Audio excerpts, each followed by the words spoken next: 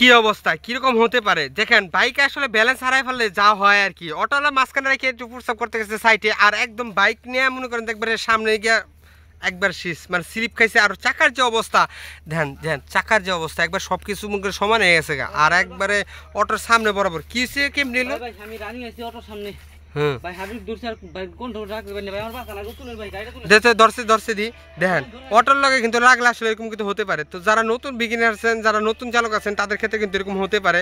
কারণ রাস্তার মধ্যে হুটহাট করে কিন্তু ব্রেক ধরা যাবে না। আর এগুলো মনে করেন যে এরকম অফ রুটে হয় বেশি, হাইওয়েতে এরকম কিন্তু হয় না। দেন স্লিপ খাইয়ে দেন একদম রাস্তার পাশে, এখানে স্লিপ খাইছে, তো স্লিপ খাই কিন্তু আসলে এরকম হয়েছে। তো এরকম ওই ক্ষেত্রে কিন্তু হতে পারে। তো সাবধানে রাইড করবেন। যারা নতুন বিগিনার আছেন তারা কখনো এরকম উল্টাপাল্টা রাইড করবেন না। আর তো দেখছেনি মানে একবারে ঠিক আছে, মানে ফাপড়ি চালকের যেরকম এরকম হয় ভালো। কারণ যেরকম ফাপড়ি চালক তোমরা যেরকম চালক তোমাকে লোক এরকম হওয়াটাই ভালো। কারণ এরকম ছাড়া তো তোমাকে সোজা হবে না।